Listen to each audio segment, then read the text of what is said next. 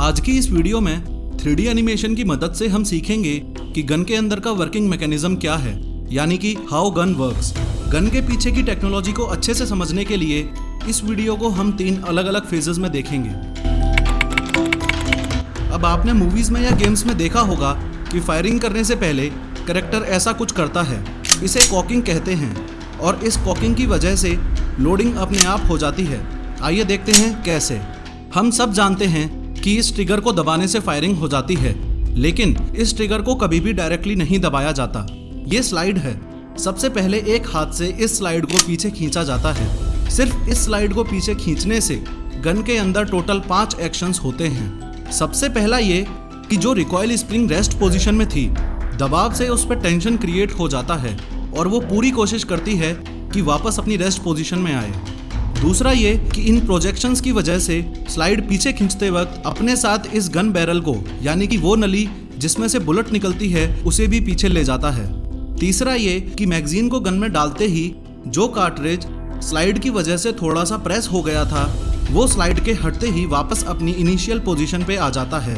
इस तीसरे एक्शन को आप ऐसे समझ सकते हो कि ये एक मैगजीन कवर है। इसके अंदर ये स्प्रिंग है और ये फॉलोवर। मैगजीन कुछ इस तरीके से डिजाइन होती है कि उसमें कार्ट्रिज स्लाइड होकर ही बाहर आ सकता है। इस स्प्रिंग का काम है कि फॉलोवर के ऊपर जितने भी कार्ट्रिजेस हों उनको टॉप तक ले जाना, कुछ इस तरह। अब होता यह है कि जब मैगजीन गन के बाहर है तो कार्ट्रिज सबसे टॉप लेवल पर ही होता है, और जब मैगजीन गन के अंदर डाली जाती है तो स्लाइड की वजह से सबसे ऊपर जो कार्ट्रिज है वो थोड़ा सा प्रेस हो जाता है। लेकिन जैसे ही स्लाइड पीछे जाता है तो स्प्रिंग फोर्स की वजह से सबसे ऊपर वाला कार्ट्रिज अपनी नॉर्मल पोजीशन में आ जाता है। चौथा ये कि स्लाइड के ऊपर बना हुआ प्रोजेक्शन पीछे जाते वक्त इस डिस्कनेक्टर को नीचे की ओर धकेल देता है। और पांचवा और सबसे इम्पोर्टेंट एक्शन ये कि स्लाइड पीछे जाते वक्त इस हैमर को घुमा देता है। गन के इस पार्ट को हैमर स्ट्रट बोला जाता है और इस नीचे लगी हुई स्प्रिंग को मेन स्प्रिंग। ये हैमर स्ट्रट ऊपर की ओर हैमर से जुड़ा हुआ होता है और नीचे की ओर मेन स्प्रिंग कैप से। अब जैसे ही स्लाइड के दबाव में हैमर घूमता है तो इसके साथ ही हैमर स्ट्रट नीचे की ओर मूव करता है, और नीचे की ओर मूव करते वक्त वो मेन स्प्रिंग को दबा देता है। इसकी वजह से जो मेन स्प्रिंग अभी तक रेस्ट पोजीशन में थी उस पर टेंशन अप्लाई हो जाता है। इस पूरे प्रोसेस को कॉकिंग कहते हैं। याद है मैंने आपको बताया था कि लोडिंग के लिए कुछ करना नहीं पड़ता, वो कॉकिंग के साथ ऑटोमेटिकली हो जाती है। आइए देखते हैं कैसे। अब जैसे ही स्लाइड पे से हाथ हटेगा तो रिकॉइल स्प्रिंग, जो कि स्लाइड के पीछे जाने की वजह से टेंशन में थी, वो वापस अपनी रेस्ट पोजीशन में आएगी और साथ में स्लाइड को भी अपने इनिशियल पोजीशन में ले आएगी। खास बात यह है कि जब ये स्लाइड वापस अपनी इनिशियल पोजीशन में आ रहा होगा तो कार्ट्रिज को बैरल के अंदर धकेलता हुआ आएगा। ऐसा करते वक्त कार्ट्रिज का पिछला हिस्सा स्लाइड के राइट साइड में लगे हुए एक्सट्रैक्टर में कुछ इस प्रकार लॉक हो जाता है। इस पूरे प्रोसेस को लोडिंग कहते हैं। लेकिन क्या आपने एक बात नोटिस की, रिकॉइल स्प्रिंग की वजह से जब स्लाइड वापस आया तो मेन स्प्रिंग की वजह से हैमर भी अपनी इनिशियल पोजीशन पर वापस आना चाहिए था, लेकिन ऐसा नहीं हुआ। आइए समझते हैं क्यों। गन के इस पार्ट को सीयर बोलते हैं और इस पार्ट को लीफ स्प्रिंग बोलते हैं। लीफ स्प्रिंग वही स्प्रिंग है जो गाड़ियों के सस्पेंशन में यूज होती है, लेकिन यहाँ पर एक छोटे रूप में है। अब होता यह है कि ये लीफ स्प्रिंग हमेशा ही सीयर को इस डायरेक्शन में रखने की कोशिश करती है। अब ध्यान से समझो कि जिस टाइम स्लाइड की वजह से हैमर रोटेट हो रहा था उसी समय वो सीयर के साथ एंगेज भी हो रहा था। ये देखो कैसे सीयर की वजह से हैमर रोटेट होते वक्त अटक गया और स्लाइड के वापस जाने पर भी हैमर अपनी इनिशियल पोजीशन पर वापस नहीं जा पा रहा। यहाँ तक अब आप ये समझ चुके हो कि जब कोई कैरेक्टर गन के साथ ऐसा करता है तो गन के अंदर क्या चल रहा होता है। अब ये गन फायरिंग करने के लिए तैयार है। अब जैसे ही ट्रिगर दबाया जाएगा तो वो इस डिस्कनेक्टर को पुश करेगा और डिस्कनेक्टर फर्दर सीयर को पुश करेगा, जिससे हैमर फ्री हो जाएगा और इस मेन स्प्रिंग के टेंशन के कारण इस फायरिंग पिन से जा टकराएगा।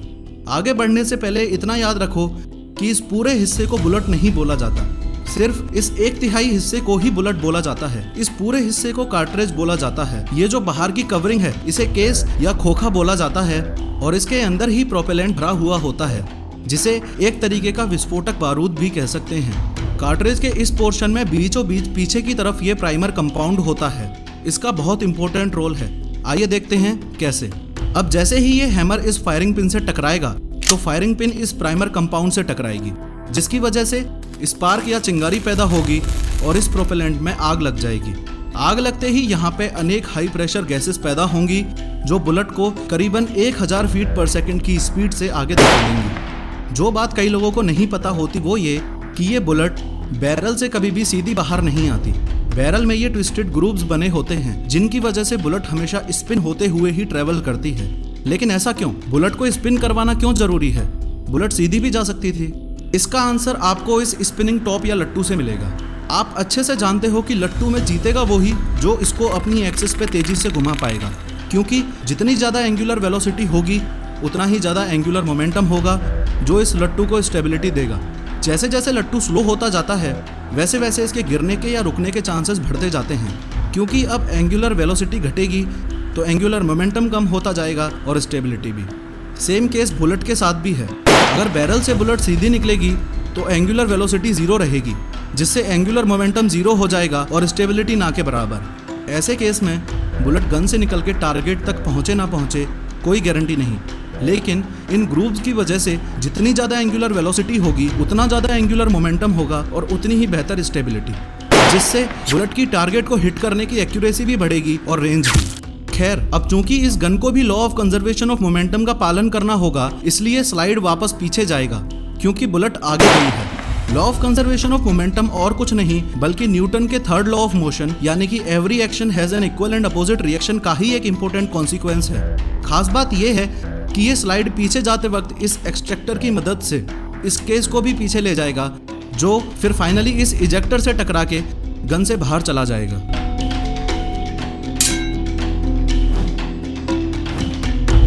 सिर्फ इतना ही नहीं, पहला राउंड फायर करने के रिएक्शन की वजह से जब स्लाइड पीछे जाता है तो अगला राउंड फायर करने की कॉकिंग और लोडिंग ऑटोमेटिकली ही कर लेता है। आइए देखते हैं कैसे। रिएक्शन की वजह से स्लाइड पीछे जाते वक्त फिर से डिस्कनेक्टर को प्रोजेक्शन की वजह से नीचे की ओर धकेलेगा, फिर से हैमर को रोटेट करेगा और हैमर फिर से सीयर के साथ एंगेज होकर वहीं अटक जाएगा। लेकिन क्या आपने एक बात नोटिस की? ये सब इतनी ज्यादा स्पीड में हुआ कि फर्स्ट राउंड फायर करने के लिए आपने जो ट्रिगर दबाया था वो अभी भी वैसा का वैसा दबा हुआ है।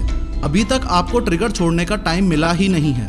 अब आप जैसे ही सेकंड राउंड फायर करने के लिए ट्रिगर रिलीज करोगे तो लीफ स्प्रिंग के दबाव में डिस्कनेक्टर वापस अपनी इनिशियल पोजीशन पर आ जाएगा। अब ये गन सेकंड राउंड फायर करने के लिए तैयार है।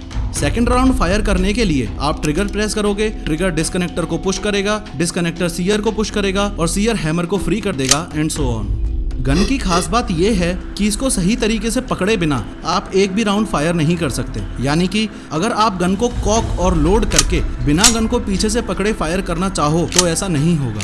वो इसलिए क्योंकि इस गन में ग्रिप सेफ्टी लगी हुई होती है। ये ग्रिप सेफ्टी ट्रिगर को पीछे जाने ही नहीं देगी। जब आप गन को पीछे से पकड़ोगे तभी ये ग्रिप सेफ्टी ऊपर की ओर लिफ्ट होगी और ट्रिगर डिस्कनेक्टर को पुश करके आगे के प्रोसेस को कंप्लीट कर पाएगा। 3D एनिमेशन की मदद से अगली वीडियो में देखेंगे कि साइलेंसर के पीछे ऐसी क्या टेक्नोलॉजी है कि उसको यूज करते ही फायरिंग की ना के बराबर आवाज आती है। प्लस मूवीज में आपने देखा होगा कि साइलेंसर की जगह विलेन कई बार पिलो यूज कर लेता है, पर सवाल ये है कि पिलो को यूज करने से क्या सच में फायरिंग की आवाज नहीं आती या फिर आपको बनाया जा रहा है। अगली वीडियो हाउ साइलेंसर वर्क्स का नोटिफिकेशन पाने के लिए इस professor of how YouTube channel को सब्सक्राइब करके अभी बेल आइकन दबाएं।